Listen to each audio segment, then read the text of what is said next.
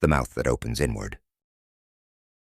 The retreat center sat at the end of a gravel road that didn't appear on any mapping application, tucked into the blue hills of central Vermont, where the trees grew so close together that full daylight arrived as a gray, underwater suggestion. Mara had found it the way people find things they weren't searching for. A pamphlet slipped beneath her windshield wiper in a parking lot she couldn't quite remember visiting. Stillwater Contemplative Institute, it read, in ink the color of dried rosemary, 7 days of deep listening. She had been grieving for 11 months. Her brother, Jonas, gone in the way that people go when they choose to leave. Quietly, entirely, leaving only a note written in handwriting so small it looked like a prayer someone had tried to hide from themselves. The therapists had helped in the marginal way that therapists help. The medication had smoothed the world's rough edges until it felt like touching everything through a latex glove. So when the pamphlet promised something called the practice of radical spiritual presence, Mara had packed a single bag and driven north until the radio dissolved into static. The director of Stillwater was a woman named Heloise, who was perhaps 60 years old, or perhaps older than that in the way that certain bodies refuse to perform their age honestly. She had the stillness of someone who had spent a long time learning not to move. Her handshake was warm. Not body warm, but warm the way a stone is warm when it has been sitting in afternoon sun. And she held Mara's hand just a beat too long, her eyes traveling briefly to the inside of Mara's wrist before she smiled and said, "You've brought a lot of noise with you. That's fine. That's why we're here." There were 8 other retreatants. By the 3rd day, Mara would be unable to remember any of their names. The practice began simply enough, sitting in silence, eating simple food without conversation, walking paths through the woods in single file, shoes crunching frost-stiffened leaves, breath rising in small clouds that the cold air erased. Heloise called this the clearing. She said it the way people say a word that means more than it sounds. Not a gerund, but a noun. The clearing. She said the mind had to be emptied before anything true could enter it, the way you drain a vessel before filling it with something precious. On the 3rd evening, she introduced the chant. It was not in any language Mara could identify, though she had studied Latin in college and had a working familiarity with Sanskrit from a yoga phase in her late 20s. The syllables were short, gutturally percussive, built on sounds the mouth was not quite designed to make comfortably. "Don't think about meaning," Heloise said, her voice low and plain. "Meaning will come on its own. Sound is older than meaning. Just open the throat and let it move through you." The first night of chanting lasted 40 minutes. By the end, Mara's jaw ached in the hinge, and there was a pressure behind her eyes like the moment before a sinus headache resolves. But there was also something else, a loosening, somewhere deep inside the chest, as if a knot she had not known she was carrying had been given permission to begin untying itself. She sat in the dark, after the others had gone to their rooms, and thought about Jonas, and for the first time since the funeral, the thought of him didn't arrive as pure wound. She told herself this was healing.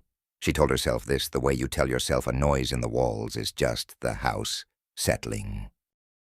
On the 4th day, Heloise took her aside after the morning walk. They stood in a clearing, the clearing, an actual circular space among the birch trees where the ground was unusually flat, and the bark on the nearest trees bore old scoring marks that might have been animal clawing or might have been something more deliberate. "You have an opening in you," Heloise said without preamble, Most people who come here are sealed shut. They're harder work. But you, the grief has already done some of the preparation. That's not a cruel thing to say. It's the most honest thing I can offer you." Mara asked what she meant by an opening. Heloise looked at her with the patient expression of someone waiting for you to stop asking the question, so the answer can arrive. That night, the chanting changed. New syllables, inserted into the familiar structure like darker thread woven through lighter cloth. Heloise led from the front of the room, her back to them, which she had never done before, and the candles on the altar, thick white, pillar candles that had been burning since the retreat began, guttered and bent without any discernible draft. The other retreatants chanted without apparent distress, their eyes open, their faces wearing identical expressions of concentrated calm that struck Mara, suddenly and coldly, as not quite the same as peace. She felt it first as a sound below the range of hearing, a subsonic pressure in the sternum, like standing near very large speakers at a concert. Then as a smell, cold water and iron filings and something older underneath, something between turned earth and the specific closed-air smell of a room where someone had been very ill. Then as a sensation in the throat, as though the chanting sounds were not emerging from her, but passing through her, as though her body had become a passage between one space and another. She thought, this is what Heloise meant, an opening. She saw Jonas. This is the only honest way to say it. She saw him, or something the precise shape and texture of him, standing at the far edge of the candlelit room where the shadows were deepest. He was wearing the gray pullover he'd owned in his last years, the one with the frayed left cuff, and he was looking at her with an expression she couldn't immediately name. Not joy, not relief, something more complicated and more urgent. His mouth was moving around a word she couldn't hear over the chanting, and his hands, she focused on his hands, were pressed flat against the air in front of him, as though pushing against glass. Mara stopped chanting. Her voice simply stopped, the way a candle stops when you cup your hand over it. The shape that looked like Jonas turned its head very slightly to the left, the way a person turns when they hear something approaching from behind, and then it looked directly at her, and the expression resolved, and she understood it. It was warning. His mouth shaped a word over and over, 2 syllables. She lip-read it the way you lip-read across a noisy room, close, or possibly don't. The candles blew out. In the darkness, Heloise's voice came from somewhere that was not where Heloise had been standing. "Don't resist the transition," she said, in a tone that was both soothing and entirely without warmth. "What you're feeling is a threshold. Grief has been holding this open without your knowledge for 11 months. We're simply using what's already there." The sound of the other retreatants chanting continued, unchanged, undisturbed by the dark, and this was the detail that frightened Mara most profoundly. Not the shape of Jonas, not the guttering candles, but the 8 human beings sitting cross-legged in a blackened room, voices rising and falling in perfect rhythm, unalarmed by any of it. She stood up. Her legs carried her toward where she remembered the door to be, and she moved through the dark with her hands out, and what her hands found first was not the door but a wall, and the wall was warm, not stone in sunlight warm, skin warm, breathing warm in the way that a chest is warm when it rises and falls. She snatched her hands back and felt the air where they'd been, and it was just air and just wall, and the warmth was gone, and she found the door handle by running her palms along the seam of the frame. She made it to her room. She sat on the narrow bed with the lamp on and did not sleep. In the morning, Heloise came to her door before breakfast.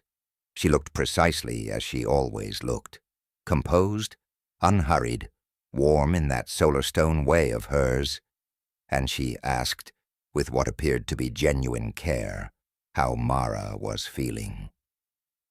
Mara said she was leaving. She was going to pack her bag and drive back down the gravel road, and she was going to go home. Heloise nodded slowly, as someone nods when they've already anticipated the outcome of a conversation. "Of course," she said. "That's entirely your right." She paused in the doorway with her hand on the frame. "Though I'd ask you to consider, whatever came through last night came through an opening that already existed. It was there before you arrived. It will still be there when you leave." She said this not as a threat, but as a fact of simple geography. Mara drove south for 3 hours without stopping, the radio cycling through static and partial signals. Country music bleeding into a preacher's cadence, bleeding into what sounded briefly, horribly, like the chant. Before she made it back to the frequency of the world she recognized, her apartment, her bed, her brother's photograph on the nightstand, the one from a camping trip the summer he was 19, squinting into the sun with his gray pullover's cuff. The left one, already beginning to fray. She did not tell anyone about Stillwater. She looked for the pamphlet to look up a phone number, a website, any official record of the place, and she could not find the pamphlet, and she had never photographed it, and searching for Stillwater Contemplative Institute in Vermont returned nothing from any angle of query. She thought about this for a while and then tried, very deliberately, to stop thinking about it. She returned to the therapist. She adjusted the medication. She started running in the mornings. The familiar kind of discipline, the kind where the body is simply a body doing a known thing through a known world. The opening, if it was an opening, did not announce itself loudly. It was subtle. It was waking at 3 in the morning and hearing, from somewhere below the silence, a rhythmic pressure in the sternum, subsonic, familiar. It was a smell of cold water and iron, passing through a room with no explanation and no draft.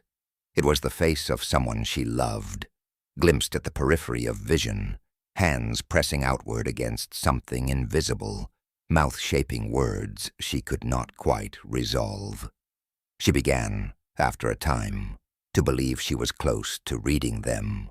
She began, after a time, to lean toward the periphery when she sensed movement there.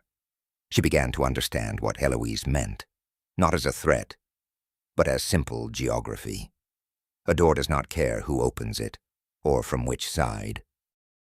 And some nights, sitting in her apartment, with the lamp turned low, she thought about Jonas in that gray room, pushing against whatever he was pushing against, and she could not decide, with any certainty, with any comfort, whether she was trying to reach him or whether something wearing his exact shape was trying to reach her.